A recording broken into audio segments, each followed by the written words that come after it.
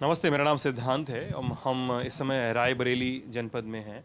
यहाँ पर क्या है और रायबरेली क्यों फेमस है, गांधी परिवार की सीट है, ये सब तो आप जानते ही होंगे। इस शहर से बहुत सारे किस्से निकलते हैं। जैसे हमारे साथ राम सेवक चौधरी जी हैं, जो बताते हैं गांधी परिवार से जुड़े हुए के अपने किस्से। और क्योंकि रायबरेली के रहने वाले हैं, रायबरेली के वोटर भी हैं, और लेकिन कहते हैं रायबरेली में रायबरेली के वोटर भी हैं, कांग्रेस के खांटी वोटर कहते हैं खुद को, लेकिन कहते हैं कि अब पार्टी से गुस्साए हुए रहते हैं। रायबरेली जब आज़ादी हुई तो फिरोज़ गांधी यहाँ के पहले एमपी बने थे ना, राम सेवक जी। दरअसल तब 2 पार्लियामेंट सीट हुआ करती थी रायबरेली जनपद की, और दोनों से कांग्रेस से जीते फिरोज गांधी जी, और एक हरिजन सीट थी जिससे बैजनाथ कुरील चुनाव जीते। जी हाँ। और दोनों लोग एक ही मकान में ऊपर नीचे रहते थे। एक ही मकान में दोनों सांसद एक ही मकान को अपना ऑफिस बना रखे थे, और रायबरेली में संपर्क का कार्यालय और या उनका घर ही था, निवास। कहाँ पे था ये बेलीगंज मोहल्ला है। हाँ। और वो कालीचरण वैद्य का मकान था, जिसको इन दोनों लोगों ने किराए पर ले रखा था। ये बड़ा सुनने में रोचक लग रहा है। एक फ्लोर पे एक सांसद, एक फ्लोर पे दूसरा सांसद। ऊपर फिरोज साहब रहते थे, नीचे कुरील जी रहते थे। कुरील जी का परिवार रहता था। परिवार सहित रहते थे। अच्छा, ठीक है। तो फिर ये बताइए कि जब ये सब बातें अब आप हम लोग से हमारे बीच में होने वाली हैं, तो गांधी परिवार से जब आपका जुड़ाव का किस्सा क्या है? क्योंकि आप भी बता रहे थे अभी बातचीत से पहले, और ये भी चर्चा कुछ लोग बताते हैं कि आप उस धड़े में थे जो कांग्रेसी नहीं था। एक्चुअली मैं जिस परिवार से बिलोंग करता था वो कांग्रेसी विचारों से ओतप्रोत नहीं था। मैं उस परिवार में पैदा हुआ, लेकिन इंटर के एग्ज़ाम के बाद मैं चला गया दिल्ली, और दिल्ली में 3 मूर्ति भवन से निकलने के बाद। कब की घटना है ये? 72 की घटना है। अच्छा, उस समय तो इंदिरा गांधी सांसद थी, यहाँ वो थी, प्रधानमंत्री थी, और उन यहाँ से सांसद भी थी। और हम लोग भटकते हुए इंदिरा जी के निवास पर अचानक पहुँच गए अकबर रोड। तो वहाँ बड़ी भीड़ थी, लोगों से पूछने पर पता चला कि ये इंदिरा जी का घर है। तो हम लोगों ने भी इच्छा जाहिर की कि हम चले जाएं, लेकिन पहले बातचीत रही थी उनसे? नहीं, कभी कोई बातचीत, कभी कोई देखा ही नहीं था। आने जाने में यूँ सुन रखा था, लेकिन मेरी कोई मुलाकात नहीं थी। मैं उस लाइन में गया, और जब मेरा नंबर आया तो रिसेप्शन पर पता पूछा जा रहा था। जब हमने रायबरेली का पता बताया तो हमको रिसेप्शन से ये निर्देश देकर कि आप वहाँ बैठिए, और हाँ, हमको अलग बैठाला गया, और फिर हम लोगों को एक कमरे में ले जाया गया, और जहाँ 10 मिनट बाद 5 मिनट बाद 5 से 10 मिनट के बीच में इंदिरा जी आ गईं। अच्छा। और तो हम लोग उठकर उनके पाँव छू लिए। पाँव छुए तो उन्होंने कहा, तुम रायबरेली से कैसे आ गए? तो ये हुआ कि इम्तहान से खाली हुए तो घूमने आ गए। कहीं क्या घूमा? हम कहा घूमा कहाँ, अभी तो आपके यहाँ आ गए।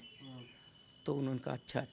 हम लोगों को कुछ जलपान कराया गया, और उसके बाद उन्होंने किसी को निर्देशित किया कि इन लड़कों को दिल्ली घुमवा दो। कौन था आपके साथ? मेरे साथ मेरे एक सहपाठी थे, जो अब जीवित नहीं हैं। अकाल उनकी मृत्यु हो गई है। इंटर में तब वो हमारे साथ थे।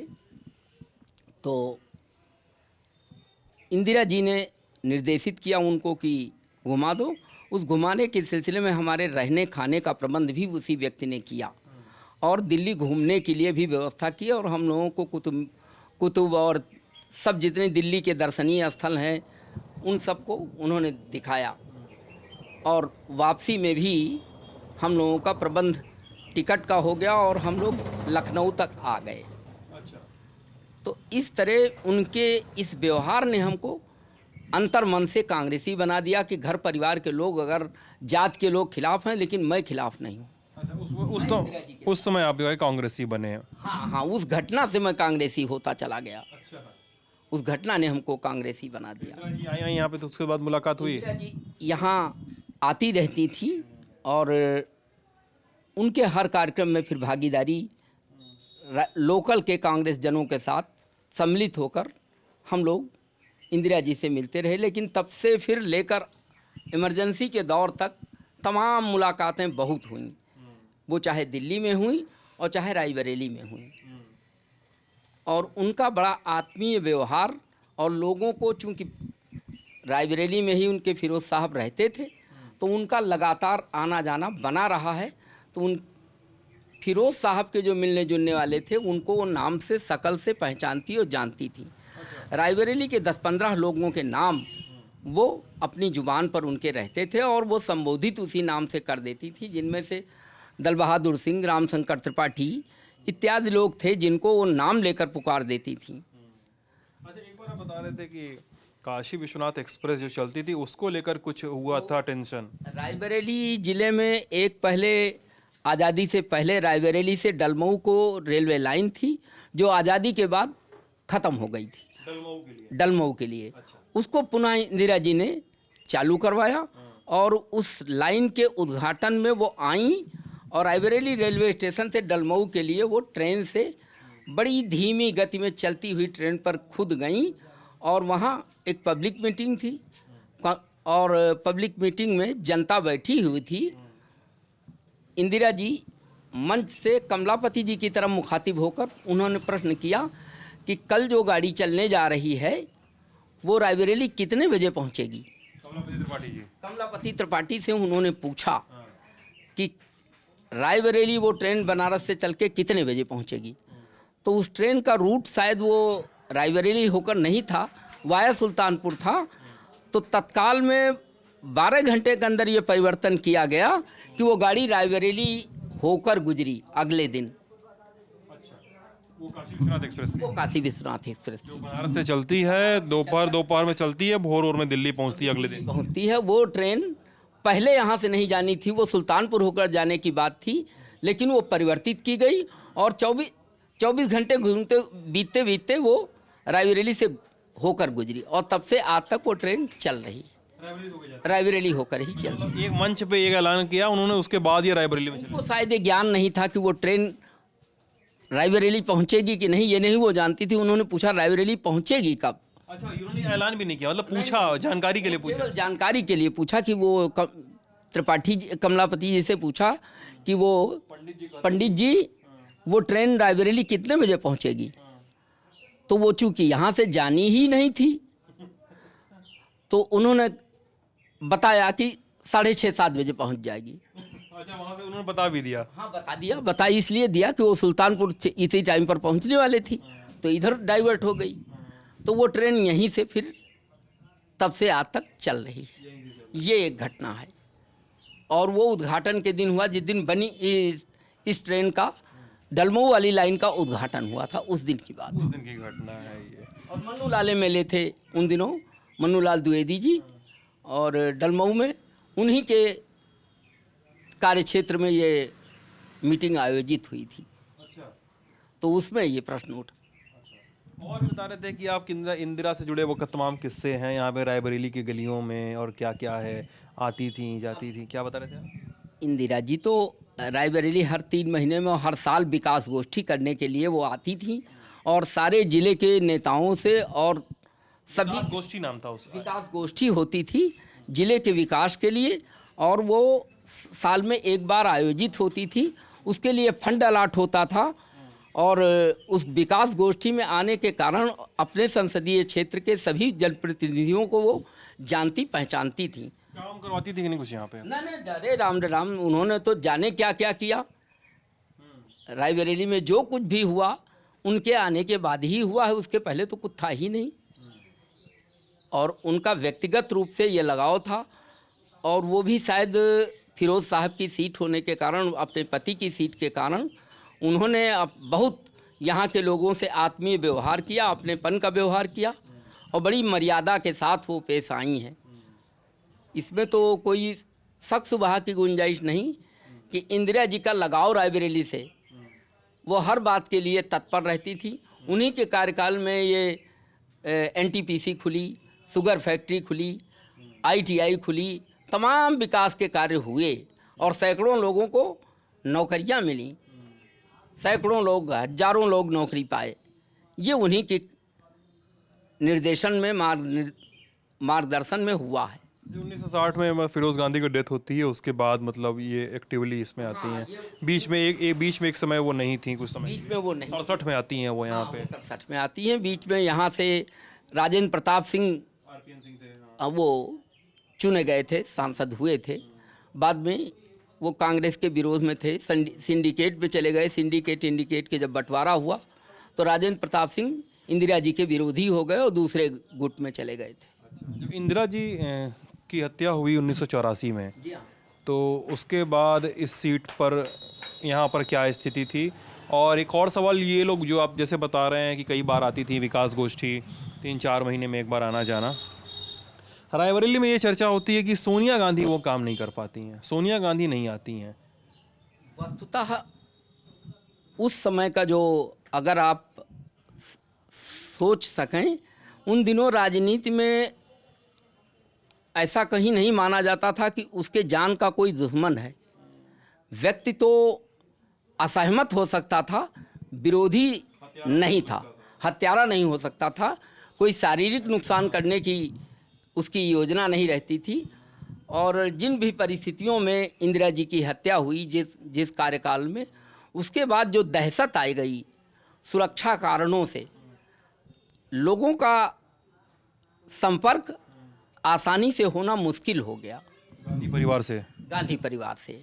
और उनकी भी मजबूरी थी कि उनकी सुरक्षा के लिए तमाम ऐसे रास्तों से गुजरना पड़ता था जिनकी वजह से भेंट होना आसान नहीं था। सोनिया जी के साथ भाषा की भी दिक्कत थी। मुलाकात कभी हुई सोनिया जी से? नहीं, कई बार हुई, अनेकों बार।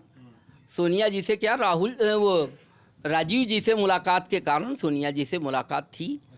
और राजीव जी जब आते थे तो सोनिया जी उनके साथ आती थी। एक ही गाड़ी से दोनों लोग चलते थे। रायबरेली के कई लोगों को नाम लेकर राजीव जी पुकारते थे, जिसमें कमल नयन वर्मा, हाजी वसीम, जो उन्हीं की गाड़ी पर बैठकर चलते थे। तो परिचय तो हम लोगों का था, लेकिन बातचीत सोनिया जी से मेरी भाषा के कारण, सुरक्षा कारणों से मेरी बातचीत तो सामान्यतया नहीं हुई। हाँ, मुलाकात उनके बंगले पर गए तो मुलाकात हुई, तो वो समूह में हुई, कोई व्यक्तिगत मुझसे अलग मुलाकात हुई ऐसा नहीं है। लेकिन वो इंदिरा गांधी जितनी फ्रिक्वेंसी से यहाँ पे आती थी, जितनी फ्रिक्वेंसी से जितनी जल्दी इंदिरा गांधी आती थी, अब शायद ये परिस्थितियाँ भी नहीं बची थी। जिस तरह के हालात देश के हो गए, दुनिया के हो गए, जिस तरह का आतंकवाद आ गया है, उसके कारण तमाम ऐसे लोग हैं। जी, लेकिन मैं सॉरी काट रहा हूँ आपको सर, लेकिन मुद्दा तो वही है ना कि सांसद अपने ही क्षेत्र में नहीं जाएगा तो कैसे जाएगा? लोबियो लोग कहते हैं कि हमारा सांसद नहीं दिखता है हमें। ऐसे रायबरेली में चर्चा तो आम है, मैं कई बार आ चुका हूँ यहाँ। ये बात तो सच है कि सोनिया जी उतना नहीं आ रही जितना आना चाहिए। अब चाहे उनके स्वास्थ्य के कारण है, क्योंकि चाहे सुरक्षा के कारण है, लेकिन उस तरह नहीं आ रही हैं। और धीरे से राजनीति जो है व्यापार होती चली गई है। तमाम लोग खादी लाद कर नेता बनने की कोशिश करते हैं देश को लूट लेने के लिए। अच्छा, ये प्रियंका राहुल से मुलाकात हुई उसके बाद आप? जी हाँ, मुलाकात हुई। ये लोग का दोनों लोग से हुई है? दोनों से अनेकों बार हुई है। अच्छा। लेकिन जिस परिवेश में वो लोग पले बढ़े हैं, उसमें उस स्तर का लगाव हम लोगों के साथ उनका नहीं हो पाया जिस स्तर के इंदिरा जी के कार्यकाल में हम लोगों का रहा। प्रियंका गांधी से सुनते हैं आपका झगड़ा भी हो गया था? नहीं, झगड़ा तो हमारा क्या होगा, हमारी क्या औकात है। हाँ, ये ज़रूर हुआ कि उन्होंने एक संदर्भ में ये जानना चाहा कि आपने कांग्रेस के संगठन में हैं, आपने कांग्रेस के लिए क्या किया। तो हमने कहा कि भाई, आपने जिन लोगों को टिकट दिया, मेरी समझ में शायद वो जीतने के लायक नहीं थे जिनको आपने टिकट दे दिया। कब की बात है ये 2012 की बात है। अच्छा। प्रियंका जी ने कांग्रेस को मजबूत करने के संबंध में हम लोगों से वार्तालाप किया। उस वार्तालाप में मेरे मुंह से ज़रूर ये बात निकली कि आपने जिनको टिकट दिया वो सब दूसरी पार्टी से आए हैं, कोई कांग्रेसी नहीं रहा है।